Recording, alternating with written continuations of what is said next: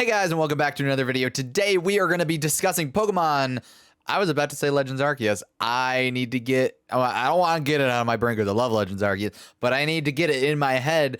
Scarlet and Violet. Scarlet and Violet. Pokemon Scarlet and Violet. I need to get used to saying them. I feel like they don't quite roll off the tongue, but I'm sure that there have been others like that too. I got to get used to it. We're here to talk about Pokemon Scarlet and Violet. Oh my God, Gen 9's here. So if you haven't already seen it, which you may want to, we may want to see a reaction to the Pokemon Presents from Pokemon Day. I have it. I'll leave it in the description or in a card, whatever. And I reacted to this trailer and I had my initial thoughts, but I wanted to do a separate video that kind of has me like, well, I'm a little more calmed down. I'm a little more relaxed. It's been a few days since the trailer first dropped, and I wanted to kind of come to terms with the fact that Gen 9 is coming. Now, there are two things that I want to get out of the way before we get into my full-on opinions. One, this is not going to be a breakdown video. There are tons of other videos like that. This is going to be my opinions, and that's basically it. I'm not gonna waste time by scrubbing through a video like that a million other YouTubers have done. It's not fun doing that. Number two is I want to get it out of the way. The game looks rough, but I will not be pessimistic entirely here. I do want to bring up the point here. I'm gonna be a little bit optimistic here. I'm gonna be an optimist. The game looks a little rough, but compared to Legends Arceus's initial trailer, it actually looks a lot better. Now, I'll show some like video of it or whatever from the trailer just to kind of get my point across. But my point is, it looks rough and it will get better. I'm going to say this, but I think that they are starting from a much better point than they were for Legends Arceus, and that has me excited. I don't think it's going to be the most graphically amazing game, but I think if they're basically starting at the point where Legends Arceus is now, like where we are now with Legends Arceus, I have it in my Switch, then it has the potential to be really cool looking, and I think it'll be awesome. Now that I've gotten that out of the way, because I want to be an optimist about it, I do not want to be pessimistic, and I had like the inkling when I first reacted to it to be like, oh, that looks like trash. I wanted to get that out of the way. So now that that's out of the way, let's gush about it. Okay, so Legends Arceus is... Okay, so Scarlet and Violet's page is... There's not much because it's just the trailer at the top, a little bit of like verbiage and blah, blah, blah, and then the starters, right? And we'll get to the starters in a minute. But they do have a web page, and obviously the game is coming out in 2022. The key things that I want to point out here, one, it's based on Spain and Portugal in some capacity, the Iberian Peninsula. There might be some other stuff mixed in. So that's interesting. It's kind of a Mediterranean, not tropical, but like it's a warmer country, or set of countries, or a warmer region. And I think that's cool, especially since we basically just had two relatively cold regions, if you count Galar and Hisui. So I think it'll be cool. The biggest thing about this, I think, in my opinion, is the fact that they have explicitly come out and said that it is an open world game. With these new titles, the Pokemon series takes a new evolutionary step, allowing you to explore freely in a richly expressed open world. They never mentioned that for Legends Arceus. Legends Arceus, everybody just assumed, but it ended up just being very, very, very big segmented areas. This apparently is going to be completely open world. Not only that, but they have definitely taken from Legends Arceus. I've seen a lot of people comparing it to Sword and Shield and being like, well, oh, this is a much bigger step up from Sword and Shield and blah, blah, blah, blah, blah. And it is, but we shouldn't be comparing it to that. Sword and Shield is not even in the running at this point. We should be comparing this exclusively to Legends Arceus, because that seems to be the engine that they're using. That seems to be what they're basing it off of. And I'm really, really excited because Legends Arceus is easily my favorite game of the series, period, right now. This might top it. It depends on what the story is, what the characters are like. But Legends Arceus it just has me. So given that we do not have a lot of information about this game, other than just people kind of like talking about what the like Spain and Portugal and the Iberian Peninsula as a whole is like, and being able to say like, oh, that building looks like that courtyard or that town square looks like that. I'm not from Spain or Portugal, so I can't really say either way. So there's not really a whole lot for me to talk about from that end. But we do see quite a few things. So if you just saw there, Hisuian Zoroark is in the game, or at least can be transferred in. I believe I forget where it is. It might be. We'll come back to the starters in a minute. And we'll come back to the. It might have been in the press release. I think they said that. So there is going to be home connectivity, obviously. We're still waiting for Legends Arceus and BDSP on that, but probably by then we'll get that for that. So there will be home compatibility, but the fact that they showed screenshots of Hisuian Zoroark in game, just right off the bat, tells me that there will be some kind of way to get it in game, just basic, just whatever, whether it be a safari zone kind of thing where it's like, oh, here's a preserve with a bunch of Pokemon that were thought to be extinct and now they're not, so here's a thing. Or whether there's some kind of there's a lot of rumors and speculation that maybe there's time travel, because in the live action part, everything kind of goes haywire and you see the clocks freaking out and pages turning on the book. Who knows one way or the other, but the point is that Hisuian Pokemon are not off the table, which is super, super cool because I absolutely love them. This seems like it's more of like a Legends Arceus gushing video. I don't know what I'm doing here. I'm going to get it out of the way here and say the starters, they're not bad, but they are maybe not my favorites. I wasn't entirely sure what to think of them when I first saw them. And my first gut reaction was they looked a little fan-made. Now that I'm looking at them and they're like official art and I'm kind of just looking at them, getting used to them a little less, I think. But they're definitely unique. I will give them that. They're not bad designs. Let me just say that outright. I think that there are some bad designs of Pokemon in general, but these starters are not bad. I think personally I'm going to start with Quaxly, but it all depends on how the evolutions go. If Sprigatito is super, super cool once it evolves, maybe that, or even Fuecoco, right? Also, that's another reason we know that it's from Spain. I mean, obviously, there's also a map of Spain literally in the live action part of the trailer, but these names, Sprigatito is like sprig with, it's basically a stick with leaves coming off of it, and Gatito is a little cat. And then Fuecoco is fue, like fire. And then Coco comes from Cocodrilo, which is a crocodile in Spanish.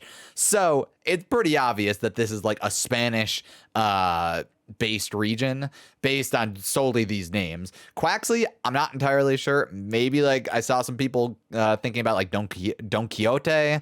But I also think it could just be a pun on quack and like relax. I don't know.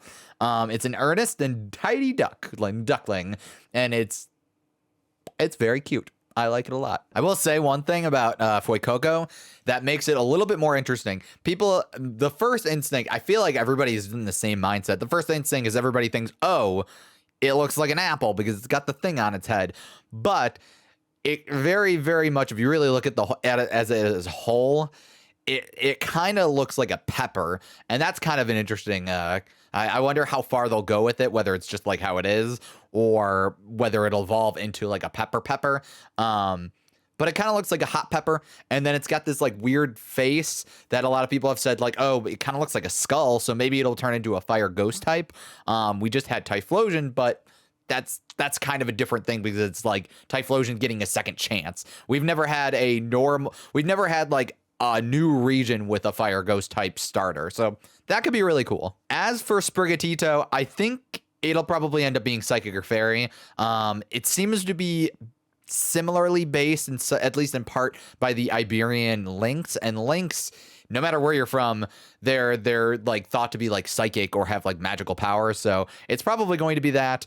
I saw obviously I saw multiple tweets, but like there was one specific tweet of like somebody who has like they have like Sprigatito's feet and then tape over, like photoshopped over it, and being like, Game Freak, leave Sprigatito on its 4 feet. Do not have it turn into another bipedal cat. Please, for the love of God, just leave it, let it be on all 4s for the duration of its evolution, please. As for Quaxly, I don't know. It could be water steel. It could be, I don't know, maybe water ice. I mean, a lot of people have been saying that maybe it like kind of looks like it could be on a ship, like a Navy thing. So that could go into the steel, or it could, I don't think it'll be water flying. I think if it was going to be flying, it would have already been flying type. And honestly, well, there's one thing. Okay, so Rowlet was grass flying, and then it evolved into Dartrix and stayed grass flying, and it lost its flying type in order to become ghost type. With this, I think that maybe it could turn into a water flying type, but I think the reason they did not give it a flying type to begin with is that water flying is really, really weak to electric types. And they probably didn't want to give it a Pokemon of 4 times weakness right off the bat, especially starters. So they probably wouldn't want to do that, even if it does turn into a water flying type, especially since like Pikachu will probably be all over the place in the early game. So that's something to keep in mind. Moving forward, so I am completely over the graphics debate. But I absolutely do not like these trainers. I don't like them. I think they look cute in the art. They're fine, but they're clearly much younger. And I don't like the character models. I'm sure that they'll I'm not going to say that they're going to change, because they probably won't. Textures might change, but the models themselves will not. At least not much. I don't like them. The boy has too rosy of cheeks, and it just makes I don't know. It's one of those things where it's like, Pokemon trainers have always been, the Pokemon like protagonists have always been on the younger side anyways, right? They've never been a fully grown adult, and I, as a fully grown adult, will never be able to fully identify with them. That's just how it is. It's meant to be, oh, you're 10, 11, 12, 13, 14, 15, going off on a journey. But these, more than ever, are the youngest looking trainers ever, even compared to like Red, who is supposed to be 10 or 11. These trainers look really young. They look like youngsters. And compared with the weird models, I just don't like it. I am positive that character customization will be back. We've even seen screenshots of like, of the town, and there's like a place with like glasses on it, and it's like, clearly that's where you're gonna get like your clothes, or at least your glasses, or whatever. So there will be character customization, no doubt, and maybe that'll help, but I don't like these base designs. And honestly, maybe it would be better if they just didn't look so dorky in these outfits. The short shorts are too much. The socks are too much. The hats are too much. It's too much. I get they're wearing a uniform. It's just too much. One of the final things that I want to talk about is the Pokemon. Okay, well, actually, all of them. So I said I wouldn't talk about graphics, and I won't. But I wanted to talk about textures, and oh my God, some of these like textures for the people and for the Pokemon are out of this world. If you see Seviper in the trailer, my God, it looks awesome. Even, okay, look at the Stonejourner right here. It looks like way better if you compare it to the Sword and Shield Stonejourner texture.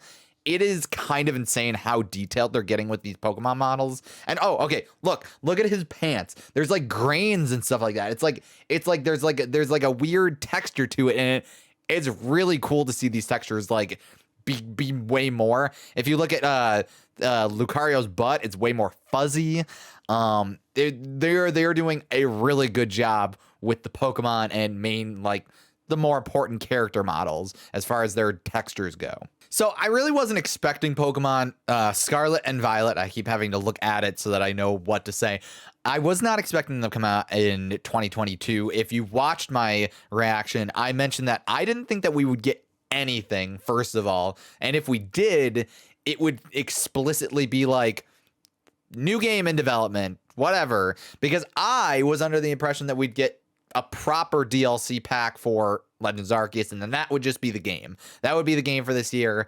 I'm a little disappointed, but not the... Okay, let me just say this.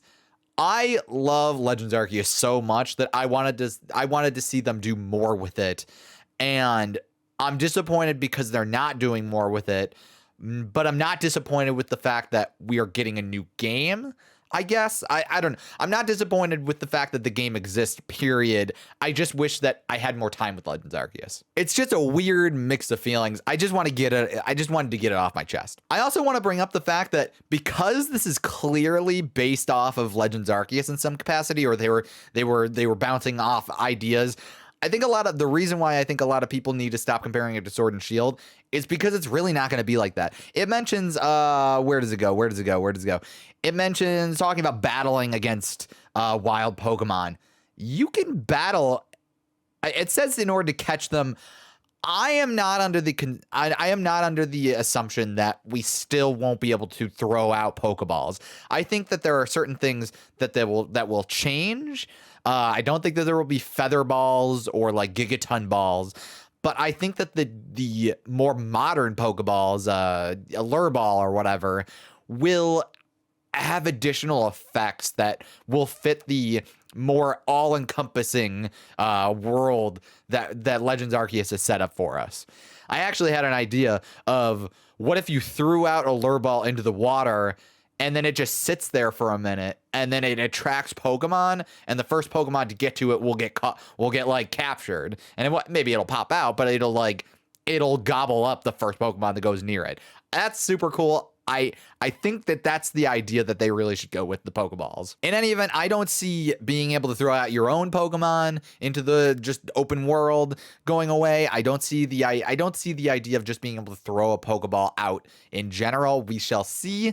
But this game is definitely going to focus more on battling than Legends Arceus does. One thing is for sure, this game has the potential to be the best Pokemon game ever released, and I say that as somebody who thinks that Legends Arceus is the best Pokemon game ever released. So show me that I can be one-upped, Green Freak. Okay, so so here's the thing. I have Hisui map behind me, Scarlet and Violet logos up there. I'm gonna have to get a new map for my background for these Pokemon talks, because my God, Legends Arceus has only been out for a month and it's already old news. I don't like it.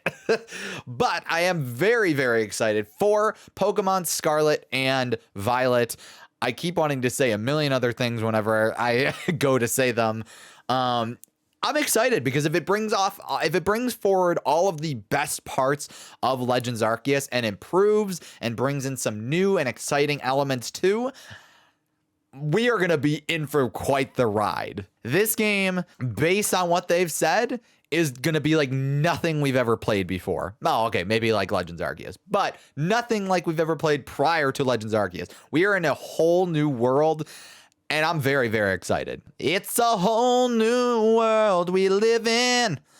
Pokemon Scarlet and Violet. I had to think about it for a second. We will probably not get any more information about Scarlet and Violet until June at the earliest. So I don't know, but I might make some more Legends Arceus content going forward. I have finally beat Arceus, and I'm very, very excited to talk about it. I'm going to make another video about gushing about that battle because, oh my God. So stay tuned. Either way, I'm super excited for Scarlet and Violet. I think it's going to be really, really cool. Let me know what you guys think down below in the comment section. Which starter are you going to start with? I think I'm going to go with Quaxly unless things change. I don't know. I just like the blue-footed duck. Also, if you enjoyed this video, make sure to leave a like. I would greatly appreciate it. Plus, if you want to see more Pokemon content and anime content, I make that too, make sure to subscribe and ring the bell, and that way you'll be notified whenever I upload. I will see you guys in another video, hopefully very soon. So long.